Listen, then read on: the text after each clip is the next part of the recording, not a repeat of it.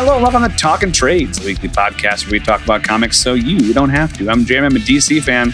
And I'm John, I'm the Marvel nut. And I'm Matt. Did you know that this past week I finished Spider-Man Miles Morales on the PS5? Hey! Yeah. Spoiler It's a good cast. game. It's a good game. It's a great game. Yeah. I love those games. Who was your favorite? Which of the costumes was your favorite costume? Honestly, for me, my favorite. Are we including just the standard classic costume? Sure. Because if so, that's it. That one. If not, I really like the Spider-Man 2099 one, and then of course Spider-Verse is. I feel like that costume is an instant classic since that movie came out. I like the little effects you can put on it where it looks like it's from the movie. Yeah, it's really cool. I like that you can do the thing where when you punch people, it has the words pop up with like "pow" and stuff. Yeah, you got them on it. Yeah, that's cool. John, what was your favorite costume from that game? I forget what it's called, but it's the Prowler suit. That's mine too. Yeah, just called That's honestly my favorite. Yeah, Purple Rain is dope. It was so good. They went like well above and beyond stylistically what they did in Spider-Man PS4, and I really appreciated it. I agree 100%. Yeah, purple and green is my favorite color combination, so that's my favorite costume. That one was good. The other one that you get after completing all of the app stuff, yes, where it's essentially the classic suit, but instead of red, it's gold. Mm-hmm. That one's gorgeous. Yeah, the Brooklyn suit.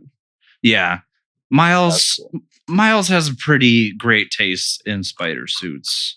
I also like the Funko Pop of the Bodega cat. That's wearing the Spider-Man mask. It's because the cat's name is Spider-Man. I think that's. I was about to say, you mean Spider-Man? I love that game. I love both those games. They're great. They're so good. Insomniac, just keep pumping those out, and I'll be a happy person. Insomniac, just keep doing what you're doing. They're also trying to work on this Ratchet and Clank game too. They're busy. Ratchet and Clank. Ratchet and Clank's one of my favorite franchises of all time. Yeah. So good. That's a good one. All right. Should we jump into This Week in Geek? We've got a lot to cover. Yeah, we do. We got a thick one this week. That's right. Let's get into the thickness that is This Week in Geek. This Week in Geek.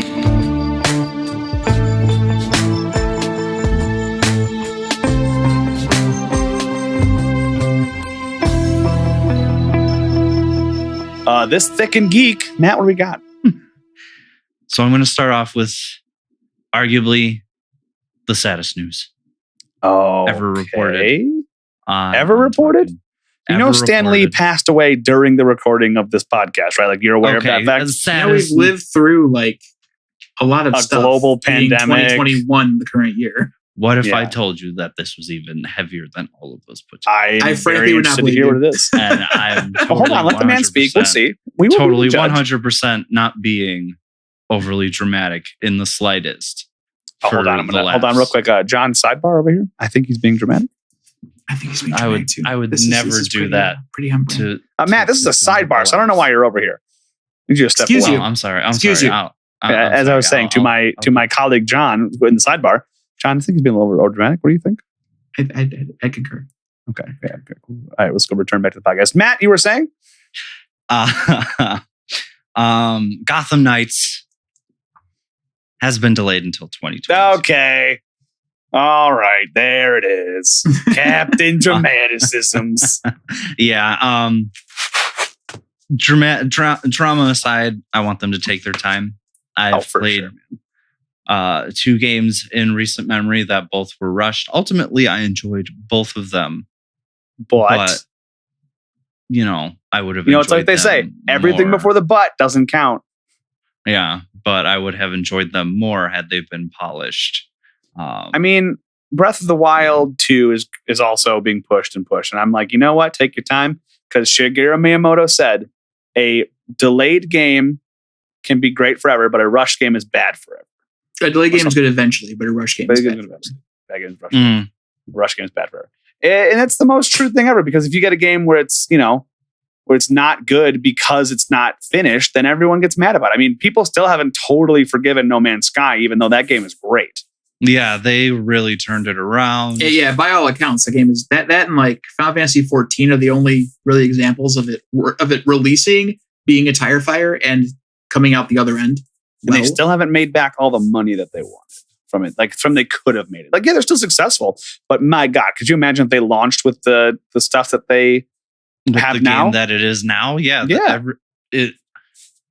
I mean, I was thrilled when that game came out, and then I played it for a bit, and I enjoyed it for what it was, but it wasn't, wasn't what I was promised.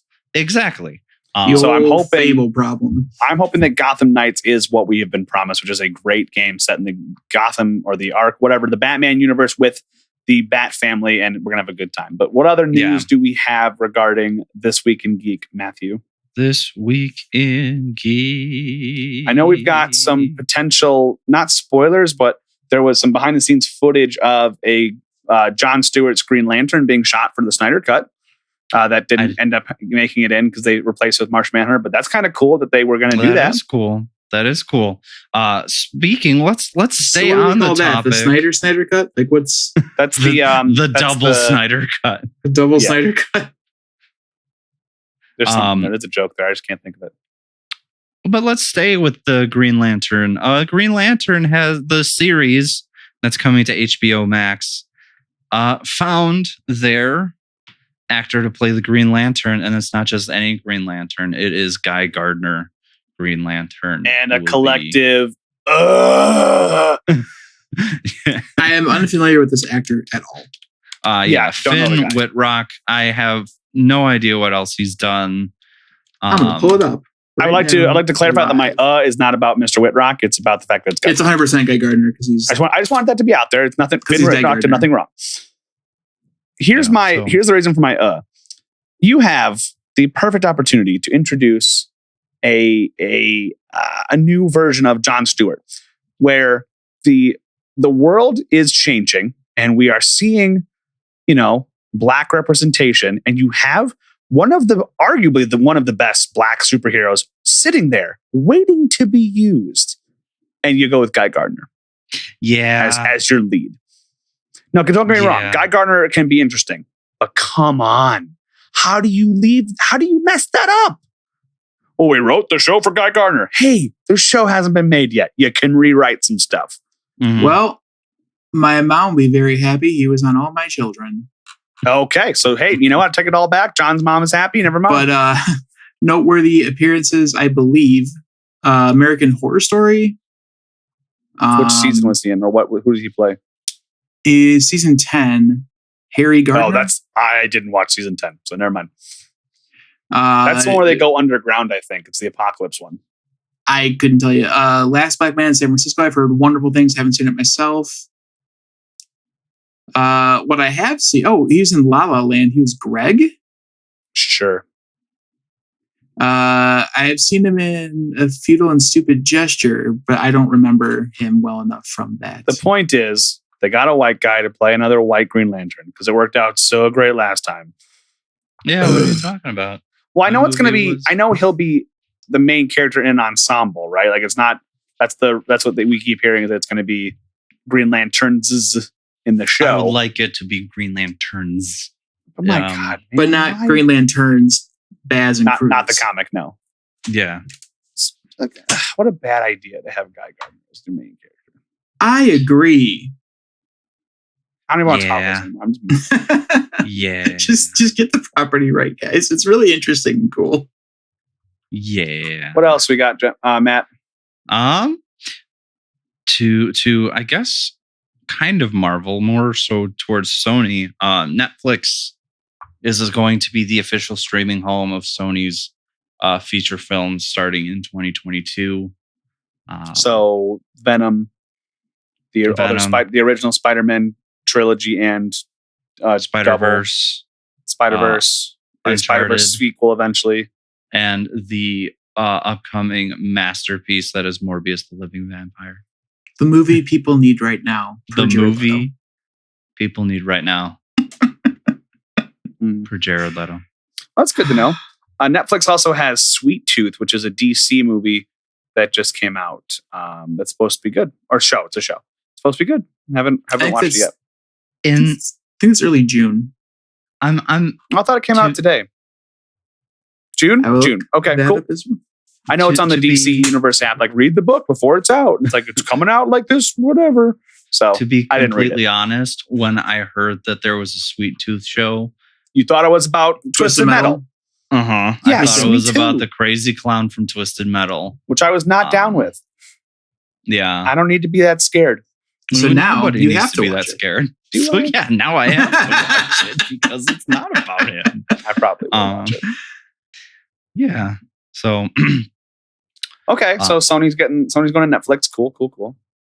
So does that mean like because I think Spider-Man 2, and maybe 3 are currently on Disney Plus, unless I'm very mistaken. Are those going to go from Disney Plus to Netflix or be on both? I don't know. I don't really know what they're going to do with Spider-Man. We don't have all the details on the exclusivity. Because we don't know what that deal that Sony and Disney made. We don't know what that entails. We don't know what that includes. It's exciting though. It's exciting. Yeah. Netflix makes money, so that's good. Money is good. Netflix does make money. They're very good at that. Money am good. Money am good. Money, please. I'm assuming that can transition into a story. Not particularly, but I was trying to set up without actually knowing what we're talking about. A dangerous game. It is a dangerous game. Some Justice League pre-Snyder Cut news. Screenwriter Chris Terrio.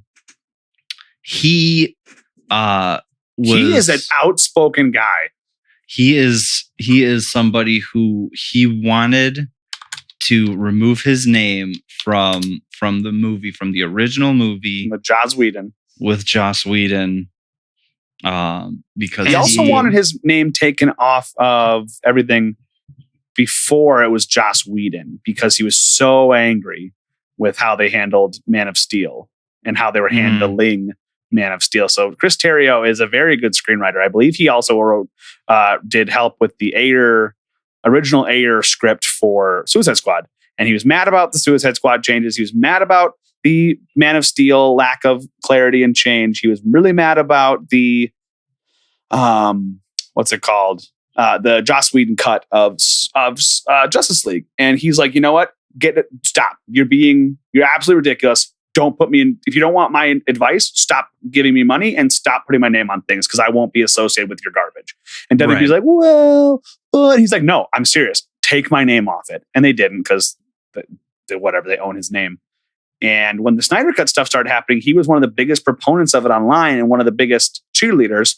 And I don't know if he's happy, but he's, I know that he's happy at least for Zack Snyder, for getting to finally see his dream fulfilled. You can be happy for both. I just don't think he's forgiven WB is my point. I think he's happy for Zack Snyder, but he's not. Oh, yeah, absolutely. He's not. I think he still wants to disassociate a little.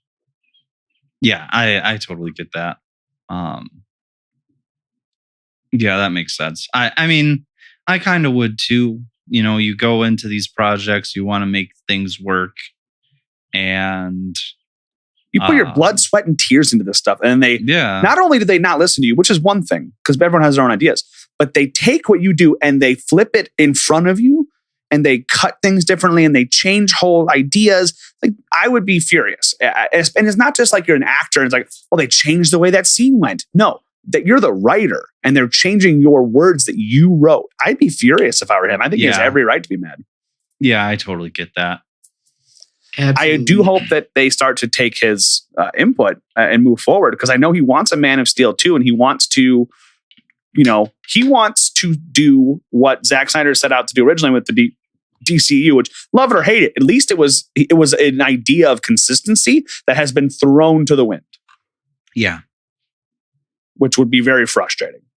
Mm-hmm, mm-hmm. I mean, it is frustrating as a DC fan. As the resident DC fan, it's frustrating to watch. I still like the movies for the most part, Suicide Squad, but I would like some consistency. I don't need DC to rush to Marvel Phase 2. I want them to start at Phase 1. Yeah. So sick of this. They gave you a template. Just follow it. It's not hard anymore. Kevin Feige did all the work. I do hope Chris Terrio either leaves and gets to do whatever he wants, or is able to renegotiate his contract for more. What's it called? Final cut. I want him to have final Creative cut control. on stuff. Yeah, creative control. That would be. Oh my god, ridiculous. Whatever. Stupid. Going with the Justice League news, Gal Gadot has come out and said that Joss Whedon did threaten her career. That was a rumor that was going around. She has confirmed said rumor, saying that he threatened her career if she didn't do what he wanted. Which, first of all, you can't take down Gal Gadot's career. She's perfect. Yeah, she's up there with Patty Jenkins level. Fast and Furious to fall back on. Like, there's no way you're going to ruin her career. Yeah, she's doing great. So let's say you did take her out of the Warner Brothers cinematic universe. Let's just say you did it. She's going to be fine. Yeah. She's the epitome of, I don't need this. Yeah. And now that she's confirmed it once again brings up everything with Ray Fisher, how much everything was brought up, how WB just kind of, pushed him to the side. So maybe this coming out from her, one of their known stars and known commodities, who's under contract, will allow Ray Fisher's story to be heard, which is absolutely ridiculous. But I don't think any other way is going to work for his story. I don't think they're going to listen to him. Yeah.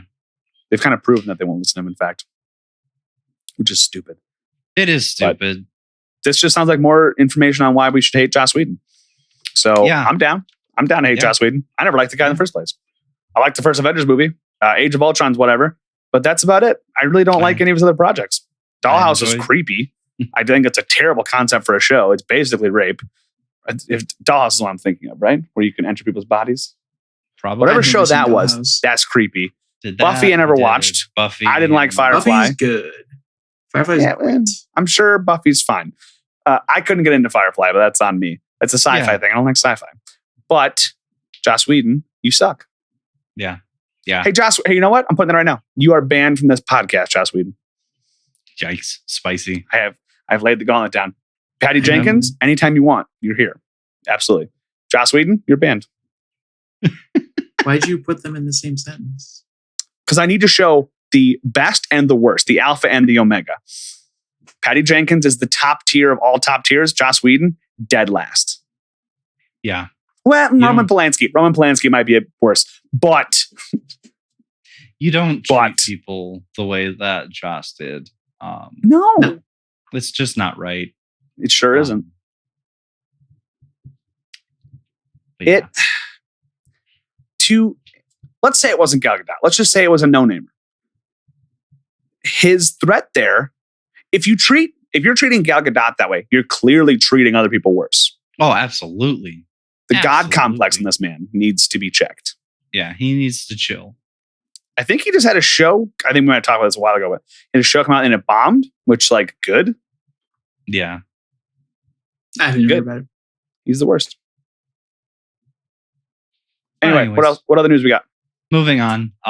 Some I guess legitimate just comic book news, not comic movie news. We haven't had that. It's literally pertaining to people who have the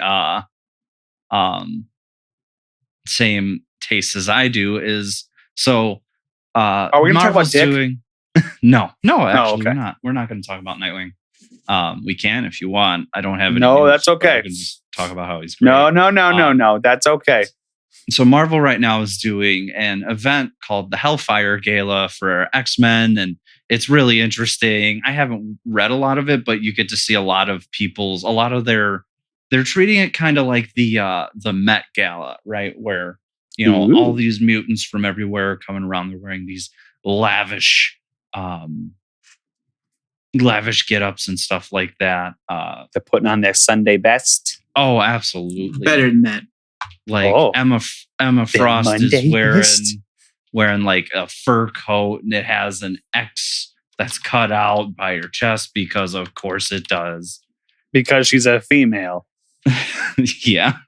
Because she's a female and this is comic books. Yeah, it's Emma Frost. But apparently there is going to be a fallout from that which will lead into an event starting August of this year called The Trial of Magneto. Oh, I wonder what it's going to be about. I'm very excited. I would imagine the acquittal of Xavier. the picture that was shown when they tweeted it or posted it rather, it's him in his suit that you saw in like Infamous. Magneto Volume 1. Yeah, Infamous. Volume 1, Infamous, the black and white. What a good suit that was. That suit is so good. It's sharp too. It's like literally sharp. Like all the edges are very sharp. Yeah, very into that costume. I'm into that news. That's something that, now that I have some newer technologies and can read on not a phone. Oh my God. Here comes the guy talking about his new iPad. I think hey everybody, Mac got an iPad. Mac got an iPad. I promise we're not sponsored unless. God, could we be though? I will get rid of my Samsung stuff today if Apple wants to sponsor us. Apple. Like, if you want to give us free money, I'll buy your products once every 10 years. I'll sell out for everybody except Joss Whedon. Except Joss Whedon, of course. Venom Let There Be Carnage trailer dropped, boys. I'm excited. I like the idea of having. I think Venom looks really good. I think Carnage looks really good in the little bit we've seen. I think the I am impressed with how Carnage looked. I thought they were going to mess that up, but they did. I like that Venom visually looks very good. I like that Venom and Eddie have like a little relationship. They're like buds. That's cool because that could be fun. I like that Mrs. Chen is in it again, and she was funny in the first one. Yeah, she's fun. John, you had some reservations. Why don't you tell the folks at home what those reservations were? I'm pretty conflicted on it, to be honest. Like the main thing is that I have a feeling they're going to try to go PG-13, and it's not going to do justice to the horrible atrocities that Cletus Cassidy and Carnage commit in the comics. Yeah, he's the which is a lot of serial murders, a lot of them, and not just regular run of the mill serial murders, really twisted messed stuff. Up. Yeah. I will say though that the little bit we did get to see of Woody Harrelson's Cletus, he is very unsettling. Yeah, so that's good. Well, have you seen Natural Born Killers with him? That's a messed up movie, and I've seen Hunger Games. Is it like Hunger Games? It's not like that at all. Interesting. Interesting. Is it like Zombieland, the other movie he's in? It is not. It's not like either of those movies. Is it like Cheers? You know what? Closer. It's closer than okay. Cheers. It's Oliver Stone directed Cheers. Oh, yikes. Yeah. The other thing is, I liked that Venom pulled off a kind of goofy, kind of buddy cop-like thing. Right, with Venom and Eddie. I would agree with that. I always, from loving Spider-Man as a kid to now, you always want to see Carnage, but they'll never do it because they got to do too much stuff to do it right. And I don't think, just being a realist, this movie is going to do that. I think this movie is going to be more of a sequel in tone and everything to Venom 2018. And I don't think that you can nail both a sequel to Venom 2018 in tone and everything and do a Carnage movie. And I think that we're not going to get the Carnage movie that the fans have wanted since, again, the 90s. Yeah, I agree with you. Probably not. Yeah. But I got nothing. Yeah. I'm excited to see it. I'll totally watch sequel for Venom, but it's not going to be the Carnage movie I've wanted for forever. No, it'll be the Venom sequel that we have to watch. Have wanted for maybe 3 years. I'm still looking forward to the movie. Overall, I would love a true to form Carnage movie. Same. That's just brutal, Mortal Kombat level gore and blood and violence, because that's who Carnage is. Right. Mortal Kombat, rated R. But we didn't talk about that either. That came out. It did come out. Yeah, but I thought it was pretty fun. I thoroughly enjoyed it. It was. Is it good? No. It is not good. It is it a fun origin story for like 12 characters. It is. I like Kano in it. As a Mortal Kombat fan, it was everything that I was looking for. Bad. And the joke I've used before with people that may not understand if you're not in the Chicago area, but like, it's really inspiring that Sonya Blade was able to accomplish so much, having been born and lived in Gary, Indiana, her entire life. That's true. Yeah. Good for her. Inspiring. For those who don't know, Gary, Indiana sucks. Yeah, there's nothing there. Factories. The Jackson 5 is from there. I say from. Because they moved out as soon as they got money. Come at me, Gary, Indiana. And then, like I said, we also got... Unless you support Pepsi Blue. Oh, no, wait. I haven't made that joke yet. Never mind. Cut that. Jokes of future past. Fuck. See, there you go. Yo. And then finally, we got to see some new character posters for Black Widow. They've been doing these posters. They're really simplistic, and I really like them. Like for they're stylized. I like the very clean white and red for the marketing. For WandaVision, they did the nice simple ones for Falcon and Winter Soldier, and they're great. The only issue I have is you have Black Widow, and like because I saw it online. The poster. So for those who don't know, poster is the character and then the actor or actress playing that character in like the hourglass, the hourglass. And they also had Taskmaster without the actor, which I think is cool. We don't know who's playing Taskmaster yet, which is crazy that it hasn't leaked. Oh, we know. Putting like two and two together, there's another poster featuring a new character we don't know, and we know that person's name. Is that person Taskmaster? I don't know. I'm just a small town pizza lawyer making observations. Right. That's my thing. But they're still playing into the fun of it. Like, yes, we can determine it. But I like that they still haven't said it. Like, that's cool. They could have easily said it by now, and they haven't. I think that's neat. I mean, especially because the movie's supposed to come out over a year ago. Right. Yeah, that's my thing because I was scrolling through the posters, swiping, and it's like you have all these characters in superhero garb, and then you just have a dude. Right. So when did we find out that he's Mephisto? I saw John posted a TikTok. No, Jeremy posted a TikTok. That's right. I am referring to my own jokes that I can refer back to later. You guys both have posted a lot of TikToks in our chat. You know what? TikTok's great. It is great. I've come around. It only took one pandemic, but I've come around. It only took one pandemic. we did it. TikTok, you did it. You got it. TikTok. You know what's crazy? And I realized what? We are still getting 4 Marvel movies this year. It is May. 0 have come out. Shang-Chi, we're getting 4. Black Widow.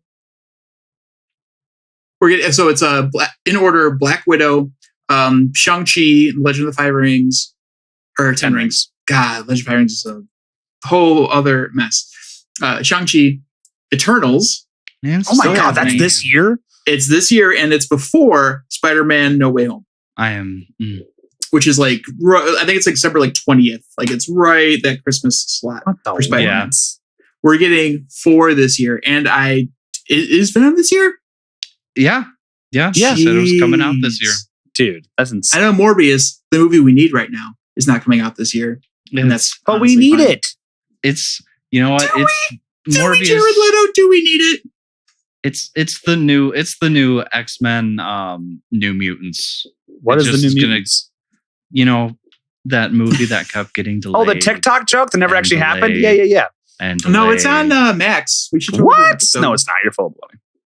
It's on HBO Max. It's not a real movie, guys. Yeah, it's on Max. Oh, so okay. So you guys are just a bunch of sheep who believe in the New Mutants? No, it's the fact that I could just look at it. That's fine. Believe whatever CNN wants you to believe. I'll just take the facts like I had been. Hey, man, whatever. You probably believe Charles Xavier. Yeah, I do. Why would you not? Well, you know what? Very smart. Shut up. Wow. But other than that, I don't believe I have any news. Oh, I have some news. Hold on, I gotta go grab it. So you two hang tight. So I would like to talk about the travesty that was committed by Disney this past week. The utter malarkey. They had the audacity to move Agents of S.H.I.E.L.D., which is fair, but also Agent Carter to the no longer MCU category on Disney+. Oh. The audacity. Harry Potter and the audacity of Disney. Disney woke up and chose violence. So, big news. Big news happened in the world. Not sponsored, but I will absolutely be sponsored by Pepsi Blue. It's back, baby. It's back. Way. Let's go. If you know me, I have talked about Pepsi Blue since they stopped making Pepsi Blue. It's been 84 years. This soda is the best soda. I will fight you and your grandma. I didn't even know that was a thing. That doesn't even pertain to the podcast. I'm just excited now. This is the best. It's the 90s, Matthew. Pokemon's huge. I am not kidding Pepsi you. Blue. Since it came back, I have purchased 5 6-packs and 2 singles, and I've drank most of them. It's only been back since Saturday. It's currently Wednesday. Wow. You know what? 90s are coming back with a vengeance. This is 2000s. Last decade was everybody was in love with the 80s. We're bringing back I liked the 2000s. As did I. With the exception of like the systematic racism and the taxes and for the rich and stuff. We could get rid of that.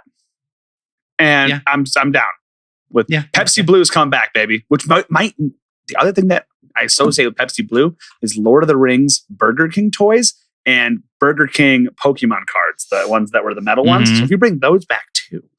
Well, with Pokemon cards on the rise too, with their new packs and stuff, it's possible. If McDonald's just did Pokemon, there was a huge ordeal because people were buying all the toys. Yeah, I bought a couple packs. I bought a couple of Happy Meals, and then I got packs in them, so I was pretty stoked about that. But anyway, that's not the important thing about This Week in Geek. This Week in Geek was not sponsored by Pepsi Blue. Unless, hopefully that means. Oh my God, Pepsi! All you gotta do is send me a case of Pepsi Blue and a T-shirt that says "I drink Pepsi Blue," and I'll wear it every single day. I'll wear it every single day. Now they just need. He's a teacher. He's gonna shape young minds with that shirt. Yes, do you know how much free advertising that is to children? Pepsi? Are you kidding me? Come on. Talking Trades love Pepsi Blue. I'm Jeremy from Talking Trades, and I drink Pepsi Blue. And I'm John from Talking Trades. I've never had stuff. All right, I'm driving to your houses. I'm dropping off Pepsi Blue at both of your houses. I mean, I'll take it. Along with all of Matt's Funko Pops that are sitting here. Yeah, Funko Pops, T-shirts, all that fun stuff. All that good stuff. Okay, then I think that's good for This Week in Geek. Yes. At 36 minutes. Yeah. Like I said, there was a lot. We also got caught in a few tangents. No, not us. All right. I said what I said. All right, let's jump over to the pull list. Here's your pull list. This week on the pull list, we're reading a book that John has recommended to me for how long have we known each other? The whole time we've known each other. He's recommended me this book. This is a small part of the book. But to Jeremy's point, do we have to do another origin story? No. I get it. I totally get it. So Ed Brubaker and Michael Lark bring us Winter Soldier. This is a look. This is volume 2, Broken Arrow. And Broken Arrow is the second volume of 3 written by Brubaker, 4 in this entire story arc. But the fourth one is not written by Brubaker. And this tells the story of Bucky hunting down the other super sleeper soldier people who he helped train that were made by the Russian army, a Russian government. In the Red Room. That's where Natasha's from. I know. Hey, how old? I have a question. It'll relate in this book. How old is Natasha? They mentioned how she was. They met in the Red Room in the 50s. I think they say 40s. Yeah, it's 50s. I wrote it down. Oh, just kidding. In this chronology, pretty old, but also like Magneto still has the origin of World War II. So it's one of those things where you don't know what time it is right now. It's now, but it's not It's not 50 years from 1950. Okay, that's fine. I like ambiguous timelines like that. That works totally, because especially with Magneto and her and Bucky's arcs, they are kind of set in that Cold War or World War II era. Keep it like that. Give me an ambiguous timeline. Totally fine with that. It doesn't need to be 2010 or whatever. I'm totally cool with an ambiguous timeline. Cool. All right, cool. John, I'm going to let you take the reins on this one, because this is your book, man. Yeah, it is. This book is great. It was very good. It was very good. It is. So this takes place after Death Captain America, after Bucky's whole run as Cap, after Trial of Captain America, after Fear itself. In Fear itself, spoilers, Bucky, quote, dies, unquote. And spoiler alert, he's not dead. Right, he doesn't really die. And they instead use him to go back to what he's good at, which is more like Black Ops missions. So we start off with him on a mission here, working with one Jasper Sitwell, who is in Captain America. He's in Captain America Winter Soldier. He's the SHIELD agent with like no hair and glasses. Okay. Who's like, SHIELD doesn't negotiate. That's Jasper Sitwell. And they're going after the fourth of the four. They're not called Winter Soldiers. They just sleeper agents. He's the Winter Soldier. The first book they are called Winter Soldiers. Okay, so he's the fourth one. Because the whole thing is much like Civil War, the movie. He's not the only Winter Soldier. Right. So he escaped, or Bucky's going after him. Yeah, and they tracks him back to the lab where he should be in San Francisco. And he sees that basically the stasis chamber, like the tube with the liquid that you see and everything, was shattered. The back to tank from Star Wars. Thank you. He's medical terminology. And he and Bucky's trying to realize. Because it's not. Wait, do you think it's called Bacta because it uses healing bacteria or prevents you from getting bad bacteria? I think it's called Bacta because George Lucas pulled 5 Scrabble tiles out of a sack. And then he pulled them out in the order in which he pulled them, and it says Bacta. Actually, I think you guys are both wrong, and it's actually called Bacta because it brings you back to good health. You know what? All 3 answers make perfect sense with George Lucas. They're equally plausible. Because sometimes he's the smartest guy in the room, and sometimes he pulls 5 Scrabble tiles out of the bag, and sometimes he makes a pun. And sometimes he grabs a whole fist to get midichlorians. Who knows? Hey, man. Point, jizz bands. The fact that it's called jizz, that is space jazz, is called jizz. Are you kidding me? You didn't know that? Yeah. Hold on, John. Hold on. We're pausing the podcast. Not pausing the actual podcast. We're pausing the book for a second. The band, the Cantina band, those guys, that music that they play, the genre is called jizz. Yeah, they're top tier jizz band. They're my favorite. The music favorite jizz band is called jizz. I think we broke John. What? I was today years old when I found out. I'm so shocked you didn't know that. Where would I have seen that? The internet? I guess I'm just gotta get off my Christian you're a Star Wars guy. I figured you would have stumbled across a meme or something, but I guess not. That's not that's that one. Fine. I think it's all day, every day. Not that one. They also mention it in Dungeons and Daddies a few times. About that. But John's like a year behind on Dungeons and Daddies. I am a year plus. Actually, over a year. All right, enough about the jizz. Let's talk about the book. So, Bucky realizes, okay, if he was broken out of stasis, what would he do? He's probably scared. So and it was a long time ago that this happened. He realizes that he was broken out. Now, it wasn't like he just got broken. He was broken out a long time ago. Yeah. In fact, and realizes to go back on his training. He's trained to kill. He's trained to go seek out his handler. So we cut back to they're trying to figure out basically what's going on here. It's Jasper, Bucky, and Black Widow. And we see over the past few years that Novikov is his name. And he's homeless, trying to make a living, doing the only thing he knows how to do, which is kill, because that's what you're trained to do in the Red Room. Well, what's interesting about this is Bucky and Nat are like, well, it's 12 years ago he broke out because of an earthquake. which is not the way you're supposed to come out of this. That would really mess with him. There's supposed to be a process to ease you into it. Why have we seen zero trace of this guy? How has he been undercover for 12 years? And this is kind of cut with the now, with Bucky and Nat, and looking for the guy. And then 12 years ago, what happened? So the first year, he spends not knowing what's going on, very confused as to why the president isn't an actor, and seeing like the superheroes on TV. Well, then one day, literally like 11 years later of him just being homeless and not knowing what to do, he comes across this ad. And the ad is code, and his handler is reaching out to him, we find out. And it triggers something in him.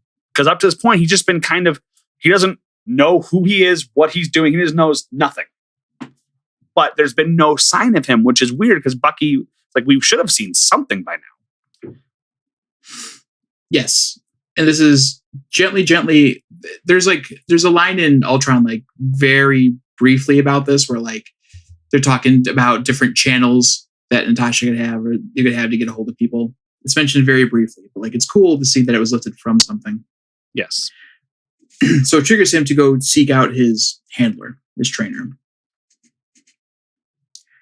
He kills that handler when he finds him. Yes, he does. And the reason he kills him is because everything's now clicking in his brain. And he doesn't want to be handled. He doesn't want to be, he wants to get revenge. The guy who trained him needs to go down because that guy who trained him should have come after him, should have helped him. Why didn't he come help him? Why did the Winter Soldier leave him? And he uses this time to train and try to track the Winter Soldier. And that's how he finds out, oh, the Winter Soldier's dead. Wink. But he knows he's not dead. Right. So it's too easy. He's not dead. So he continues to try to track down Bucky. The first clue that we cut to a scene where he's looking and he's got his kind of Charlie Day posts all over the wall and his string attached to different things. He can't find Bucky. He's got these clues, and the first big clue that he gets for Bucky is this guy named Fred Davis. And Fred Davis was apparently, I didn't know this, was a Bucky stand-in. So he pretended to be Bucky for a while. And, people are interviewing like, oh, was Bucky? And this time they're debating whether or not Bucky was a good guy. Because it's come out that Bucky was the Winter Soldier and what he did. And was he a good guy? Blah, blah, blah. And this Fred Davis guy's like, listen, first of all, Bucky's dead. Second of all, he was a good guy. It's not his fault that the Russians brainwashed him. And when they're talking, I'm like, oh, Mr. Davis, you've told lies in the past. You've said you were Bucky. So should we really believe you that the Winter Soldier's actually dead? And Novikov's like, I'm going to go to this guy.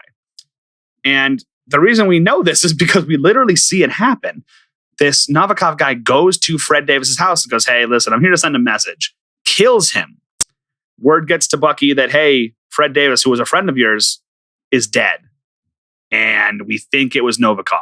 Well, why do you think that? Well, because there's a message in blood that says only one Bucky left. So it was definitely him. Yeah, Natasha and Bucky and Sitwell, the whole crew, they show up to investigate the crime scene, and a beautiful panel from through binocular lenses zooms out to see Novikov, says, "Gotcha. To be continued." The next issue, I love these because the first issue I read it, I was like, okay, I understand what's happening, but who's this Fred Davis guy?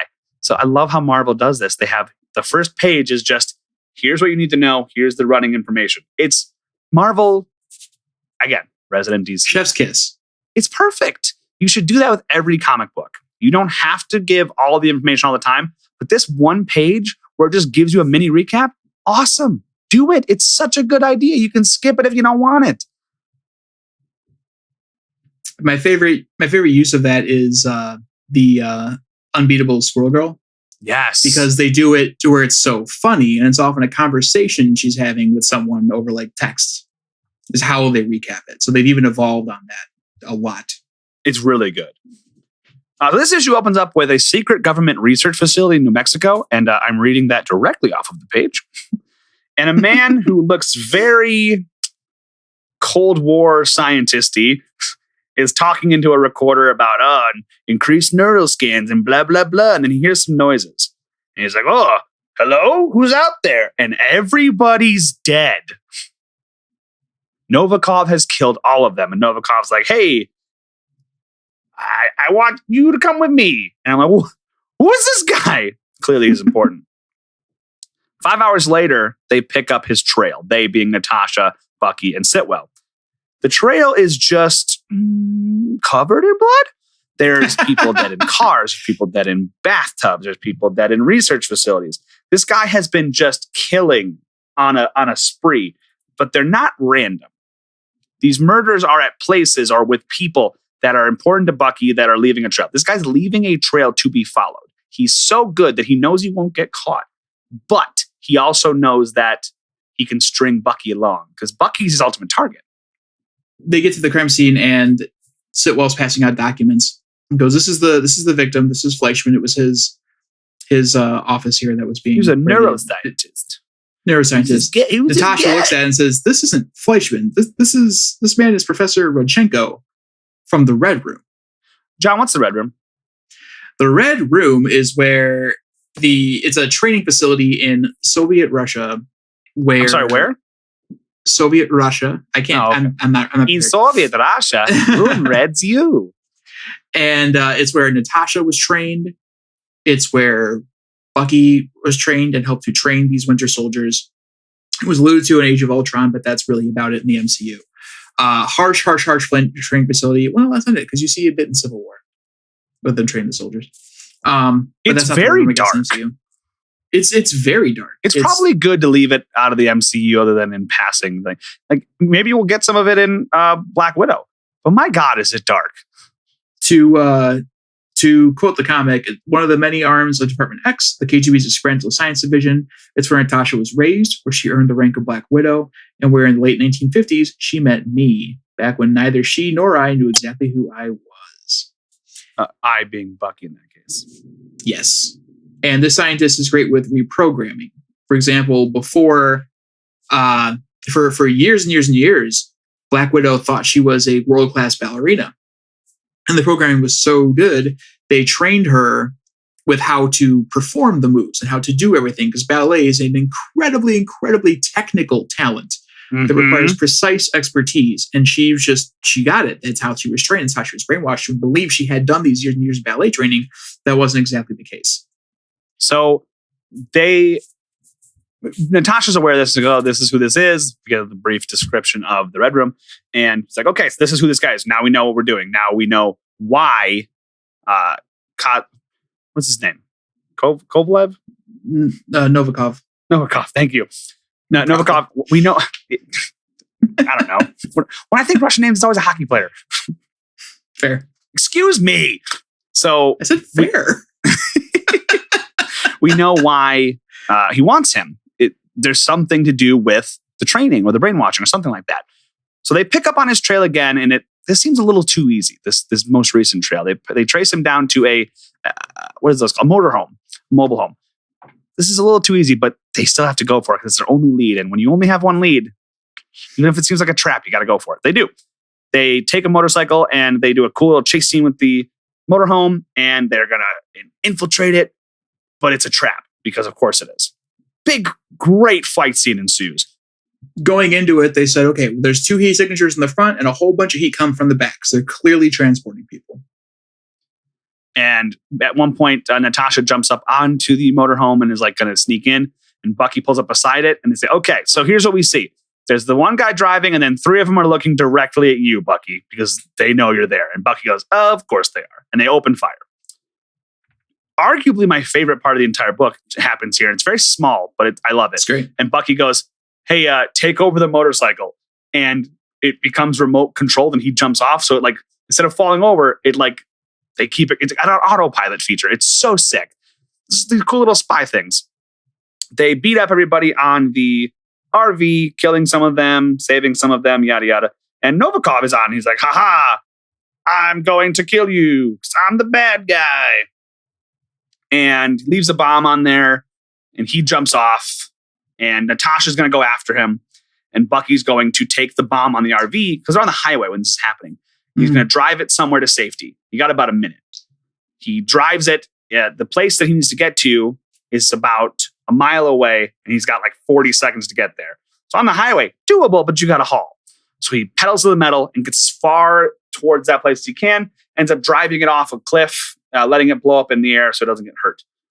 Natasha has tracked down Novikov at this point. And Bucky's like, okay, hey, how's Natasha doing? She doing okay? Well, she went into a bit of a dead zone. He goes, a dead zone? Oh, no. Clearly, this is a trap.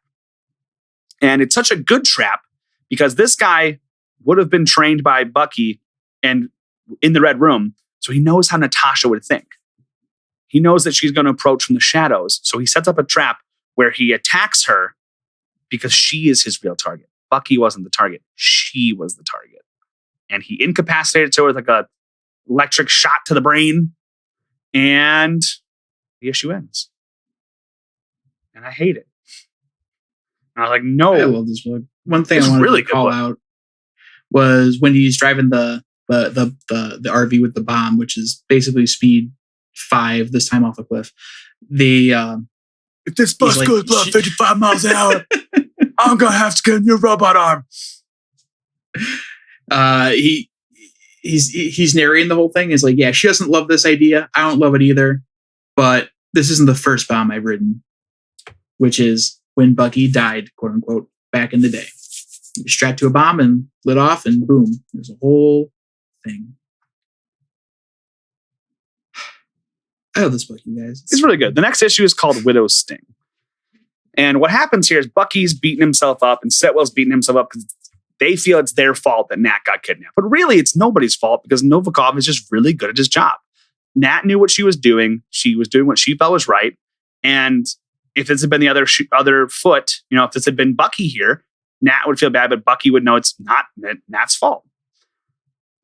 So they're kind of coming to terms with this, and they need to track him down. They find a note left by Novikov that says, Bucky, what's yours is now mine, written in Nat's blood. Well, Jasper's like, we haven't gotten the results in the lab, but like, if I had to guess. But it's her blood type, so yeah. Novikov got the Fleischman guy, whose real name is Radchenko. At gunpoint, he says, you need to reprogram Natasha to be something. He's like, okay, I will. Fine. And he does that, and they start reprogramming her, brainwashing her again. He tells her to be like she used to be. Bucky's chasing down every lead he can, but here's the problem with spy work. The way it really works is you track down a lead, you learn a little bit, you wait. You track down a lead, you wait. You track down a lead, you wait. It's a lot of waiting. And in this time, nothing has come up. They haven't been able to find anything specific yet. Because, again, Novikov is so good at this. He's so good at being a spy and working one step ahead of Bucky. Because he knows how Bucky thinks. And the whole time, Bucky's getting more frustrated and taking his frustration out on the people who admittedly are bad people. And he does kind of start to justify it as like, they do deserve it, but he doesn't care because he's a very flawed person. The biggest bit of information they find is these 5 ex-Russian ops who had rented the helicopter or had stolen the helicopter that Novikov used to get away. And they're looking for these guys back in Russia. They got to find them. We then cut over to a seemingly random little couple panels here where a redheaded woman is walking down the street and she gets hit by a car and is in a very bad condition. We don't know why that's happening yet, but it just happened. Bucky and Sitwell meet up with the 5 Russian ex-ops. She's hit by a car because Novikov sniped the tire of the taxi so it would swerve and hit her, but also yes, sorry, we just don't know why that's happening yet. Yes, you're right. Bucky and Sitwell meet up with those 5 Russian ex-ops. Bucky goes way too hard, beats the ever-loving tar out of them, but he does get some information out of them. We cut again to a seemingly inconsequential panel until. So what happens is we cut to a ballet, and the director's like, what are we going to do? Our first lead broke her leg because she got hit by that taxi. Oh, that's why. And the other one's got whatever. She's got the swine flu, which and we got a private dress rehearsal. What are we going to do? And the lady's like, but I found you, your next person. Oh my God, this incredible ballet dancer. It's Natalia Romanov, the Black Widow. Like, oh, this is great. So she went back to who she was. The brainwashing has worked. She has fallen back into her old training. Uh-oh. We are now waiting for... Bucky is doing a lot of the waiting again, like we talked about. He is trying to find more information. At the same time, Natalia is participating in the ballet. Which we find out is a private dress rehearsal for the First Lady and friends. Yes. So Bucky and Sitwell have a conversation that goes back and forth. What are we going to do? What are we going to do? What are we going to do? And then they kind of start to piece it together. Wait a second. This Radchov or whatever his name is, the doctor, he was a guy at the Red Room who brainwashed people, right? And Bucky's like, yeah. Yeah. What happened when Natasha was brainwashed the first time? Well, she was a dancer. Yeah, that's right. And he's able to use this information to pinpoint where she is. And they find her at the ballet recital. They get there. The Winter Soldier guy, Novikov, has infiltrated already and killed one of the Secret Service members. And are they S.H.I.E.L.D.? They're S.H.I.E.L.D., right? Yes. Bucky and S.H.I.E.L.D. are there and they say, hey, we got to go. We got to get everyone out of here. And they start to run distraction. They start to clear out the guests, and Bucky attacks Natasha to try to prevent anyone from getting hurt. At the same time, Novikov is shooting at Bucky and Natasha, willing to hit either one because he knows that Bucky's going to do his best to save her. Mm-hmm. Bucky hops up, tries to stop Novikov, but Novikov gives him the ultimatum. Natasha gets a gun on Sitwell, and Novikov says, here's the deal, Bucky. You can stop me, or you can stop Natasha from killing Sitwell, which you know won't sit well with her. So you can save yourself, or you can save everybody, or you can save her. He chooses Natasha and goes on to save her. He's able to talk her through her brainwashing. It's Natasha, it's still you in there. And the reason I know this is because when they did this to me, I was still in there. So you got to break out of this. You can do it.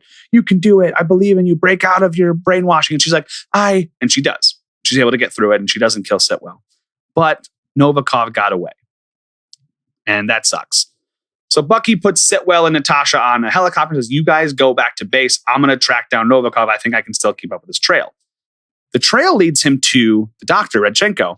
And Redchenko's like, where's Novikov? Or he says to Redchenko, where's Novikov? And he's like, I don't know. Him and Black Widow left hours ago and never came back. What did he do to you? And Bucky's like, nothing. I was able to save her. Goes, wait, you saved her? Like, yeah, she's with the S.H.I.E.L.D. people right now. They're up in the helicopter. He's like, no, there was more to his plan. You don't understand. She's not. And he's like, oh no. Turns out Natasha she didn't break out of the brainwashing. This was all part of the plan. Yeah, it zooms out to a panel just showing that Bucky's on the other end. Says, anyone there? Can you hear me? It just zooms out. There's like a gun on the floor. Blood. Maria Hill's zooms out. body. Dead soldier. Blood. It's Maria Hill, then Nick and Sitwell, all covered in blood. Potentially dead. And that's the end of the arc. That's the end of the story. The third arc is also real good.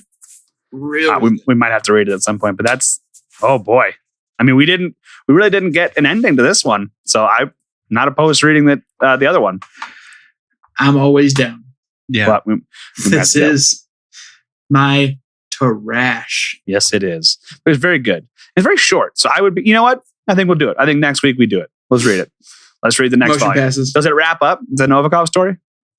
Yes. Perfect. Let's do it next week. Basically, the fourth arc in the first issue of the first arc, there's, you know how books will start with like an inconsequential thing. Yeah. Like, this villain's doing this. Oh, we stopped it. Okay, here's the real plot. Yeah. So that comes the Batroc Leaper, as they call it. Yeah. So that is the fourth book. Okay. So yeah, we'll do that. So next week we will read volume 3 of the Winter Soldier, written by Ed Brubaker and Lark. Matt Lark? We'll get there. Magic about Michael Lark. Michael. Okay. Well, join us for the outro when we talk about what we're reading next week, even though I just told you. Hey.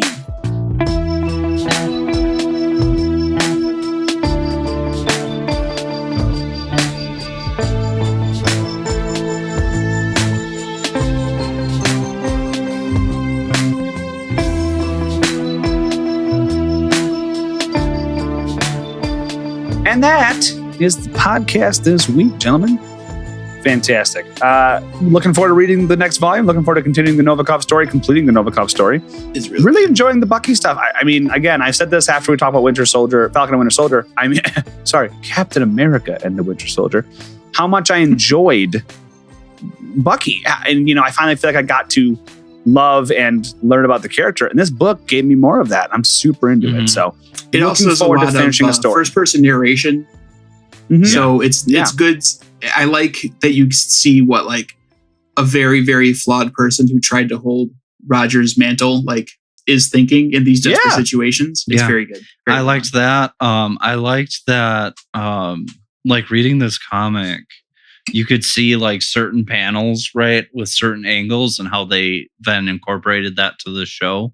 Like the diagonal above looking down. There's a panel there, and I was like, that the show did that. Like, the show cinematography is just unreal. It's a really good show. Really good. Unreal. Really good show. Yeah, it was good stuff. I enjoyed the book. This is the storyline that we could have had if they didn't kill the Winter Soldiers in Civil War, and then have more Winter Soldiers, Captain America and the Winter Soldier, and then killed them all as well. Also, whatever. We will find out what happens to Novikov and Bucky and Nat and Sitwell next week on Talking Trades. I'm just gonna say this again. Pepsi Blue, I'm here for it. Sponsor me. Yeah, let's go. I'm about to actually. I'm gonna finish it on mic here. This is. Guess how many of these I've finished by now. I'm about to take my last sip. Gotta be 5. 5 today. Maybe 12. 12. Damn it. You gotta up those numbers, baby. Those are rookie numbers. Those are rookie numbers? 203 when I take this sip. Here we go. What? 203? Sleeper activated. That's probably bad. Pepsi Blue Sleeper Agent activated. Must crush jizz music. It doesn't sound good. Is Matt, quick sidebar. Yeah. Is he saying jizz music? Like jazz music? Like I know what that is, or like canonically popular space music genre jizz, space jazz. Sounds like space jazz. Must destroy all jizz music archive. That sounds. That's going to be like 3 songs. What are we going to do? I mean, especially that one they play it all the time. Yeah, you are to be finding out next week on Talk and Trade. I guess we gotta sit tight. I guess so. I guess we'll find out next week because that's the podcast this week. I mean, he's looking at us though. In Soviet Pepsi Blue podcast and you. This man does not understand the sidebar. No, he doesn't.